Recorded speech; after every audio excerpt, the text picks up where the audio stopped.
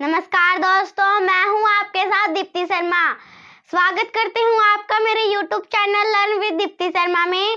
आज हम सीखेंगे इंग्लिश स्पीकिंग यानी कि इंग्लिश स्पीकिंग का सेकंड डे यानी कि पार्ट 2। आज हम यानी कि डिड का प्रयोग करके पास्ट से संबंधित यानी कि पास्ट से रिलेटेड बातचीत करने के लिए डिड का प्रयोग कर सकते हैं। आज हम डिड का प्रयोग करने के लिए आपके सामने 10 वोकेब्स लेके आए यानी कि 10 एक्शन वर्ड्स लेके आए हैं। इनको आप वीडियो पॉज करके अपनी नोटबुक में नोट कर सकते हो। तो पहला हमारा वोकेब है speak confidently on the podium. इसकी हिंदी क्या होती है? मंच पर धैर्य से बोलना। क्या होती है? मंच पर धैर्य से बोलना। Speak confidently on the podium. Next है हमारा complete work in time. Complete work in time की हिंदी क्या होती है? समय पर काम पूरा करना। Complete work in time. Next है हमारा study for hours together. Study for hours together की हिंदी क्या होती है? कई घंटे लगातार पढ़ना यानी कि कई घंटे इकट्ठा पढ़ना। Study for hours together. हमारा अगला फोर्थ है टॉलरेट अब्यूजिंग लैंग्वेज। गाली सहन करना। टॉलरेट अब्यूजिंग लैंग्वेज क्या होता है? गाली सहन करना। हमारा नेक्स्ट है फिफ्थ है फाइंड फॉल्ट्स विद अदर्स। दूसरों में दोष निकालना। Find faults with others. दूसरों में दोष निकालना। नेक्स्ट है हमारा respect elders. Respect elders means क्या होता है? बड़ों का आदर करना। क्या होता है? रिस्पेक्ट एल्डर्स मीन्स बड़ों का आदर करना। हमारा नेक्स्ट है रिटोर्ट यूर एनिमी। मुंह तोड़ जवाब देना। रिटोर्ट यूर एनिमी क्या होता है? इसका मतलब मुंह तोड़ जवाब देना। आठवां है हमारा solve the dispute. Solve the dispute का मतलब क्या होता है? झगड़ा सहन कर मतलब झगड़ा सुलझाना। क्या होता है? झगड़ा सुलझाना। नाइन्थ है हमारा मेंटेन पीस। मेंटेन पीस का क्या मतलब होता है? शांति बनाए रखना। क्या होता है? शांति बनाए रखना। 10th है हमारा क्राइम। क्राइम का मतलब क्या होता है? रट्टा मारना। क्राइम का होता है रट्टा मारना। अब हम हमारी ये 10 वोकेब्स थे, इन्हीं के अकॉर्डिंग हम कुछ एग्जांपल्स लेंगे। हमारा शुरू में रूल है डिड यू एक्शन। एक्शन का मतलब होता है कोई भी काम करना यानी कि कोई भी वर्ब लिख सकते हैं, यहाँ पर कोई भी एक्शन लिख सकते हैं। इसके हमारे 2 आंसर हो सकते हैं। क्या क्या आंसर हो सकते हैं? एक तो यस में हो सकता है और एक नो में। अगर हम इसको यस में जवाब देंगे क्या आएगा? Yes I action. डिड के साथ तो हमारा हमेशा फर्स्ट फॉर्म आती है। अगर डिड में सवाल पूछा गया है तो हमारी हमेशा सेकंड फॉर्म आती है। Yes I actioned. उसके बाद नो में जवाब देंगे हम। नो में हमारा नो आई डिडंट यानी कि डिड नॉट। आई के बाद क्या लिख लेंगे? डिड नॉट यानी कि डिडंट एक्शन। डिड आ गया हमारे यहाँ पर तो क्या लिखेंगे? एक्शन। डिड के साथ हमेशा क्या आती है? फर्स्ट फॉर्म आती है एक्शन। ये हमारा रूल था। अब हम कोई एग्जांपल लेते हैं। जैसे फर्स्ट एग्जांपल है हमारा did you speak confidently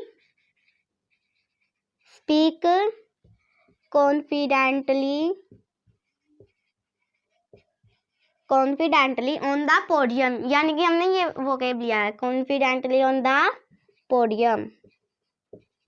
podium. ये हम इसके भी हमारे 2 ही आंसर हो सकते हैं। रूल के अकॉर्डिंग हम इसमें भी 2 ही आंसर देंगे। फर्स्ट आंसर हम यस में देंगे। अगर आप इसकी हिंदी क्या बताई थी? मैंने आपसे बताई थी मंच पर धैर्य से बोलना। इसकी हिंदी क्या होती है? क्या तुम मंच पर धैर्य से बोले? क्या अगर आप बोले हो तो क्या कहोगे? Yes I spoke. स्पोक आएगा यहाँ पर। क्या आएगा? स्पोक। क्यों? क्योंकि डिड में सवाल पूछा गया। Spoke confidently on the podium. क्या आएगा? Yes I spoke SPOKE spoke confidently on the podium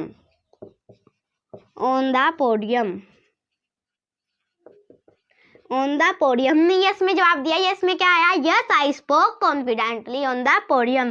क्या होती है हमारे फर्स्ट आंसर की हिंदी? हाँ, मैं मंच पर धैर्य से बोला या बोली। Yes I spoke confidently on the podium. तो इसी का आंसर हम 9 में देंगे। नो में अगर देते हैं तो क्या आएगा, नो लिख देंगे, नहीं क्या आएगा इसमें, no I did not speak, first form आ जाएगी क्योंकि जो डिड आ गया ना हमारे इसमें, डिड नॉट, डिडंट, इसमें फर्स्ट फॉर्म आएगी। No I did not speak confidently on the podium, क्या आएगी, नो आई डिड नॉट यानी कि didn't speak confidently, speak confidently on the podium, on the podium, यानी कि क्या हुआ हमारे sentence, no I did not speak confidently on the podium, नहीं मैं मंच पर धैर्य से नहीं बोला या बोली। हमारा सेकंड एग्जाम्पल है, did you complete work in time, complete work in time, work in time, इसकी हिंदी बनाएंगे तो हमारा क्या आता है, did you complete work in time, क्या तुमने समय पर काम पूरा किया। तो इसके आंसर आते हैं, इसमें भी हमारे यस या नो के आंसर आएंगे। पहले हम यस में देंगे, yes I completed work in time, complete की सेकंड फॉर्म आ जाएगी क्योंकि डिड के साथ तो आती है हमारी फर्स्ट फॉर्म, और डिड से सवाल पूछा गया है तो आती है हमारी फर्स्ट फॉर्म। तो क्या लिखेंगे, yes I completed work in time, work in time, इसकी ये होता है हमारा yes I completed work in time, हाँ मैंने समय पर काम पूरा किया। इसी का आंसर हम अब नो में देंगे। अगर हम इसका आंसर नो में देते हैं तो हमारा क्या आता है, no I did not complete work in time, इसमें हमारी कंप्लीट की फर्स्ट फॉर्म आ जाएगी क्योंकि यहाँ पर हमारा डिड आ गया, डिड नॉट, तो डिड के साथ हमेशा फर्स्ट फॉर्म आती है। तो क्या लिखेंगे यहाँ पर, no I did not didn't complete work in time, complete work in time. हमारे सेंटेंस क्या आता है, no I did not complete work in time, नहीं मैंने समय पर काम पूरा नहीं किया। अब हम इसी रूल की मदद से कुछ प्रैक्टिस करेंगे, यानी कि वोकेब्स की मदद से प्रैक्टिस करेंगे।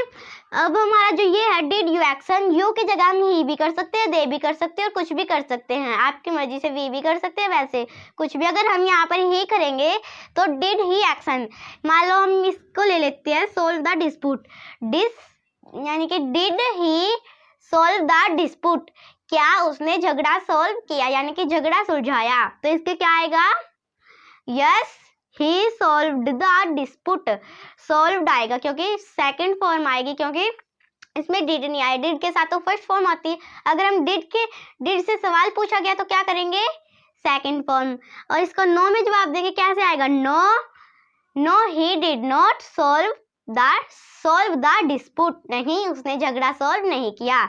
अगर आप भी मेरी तरह इसी रूल से प्रैक्टिस करोगे तो आप जल्द से जल्द ही इंग्लिश स्पीकिंग बोलना सीख जाओगे। Thank you for watching my video. अगर आपको मेरी ये वीडियो पसंद आई तो वीडियो को लाइक, शेयर और चैनल को सब्सक्राइब करें। धन्यवाद।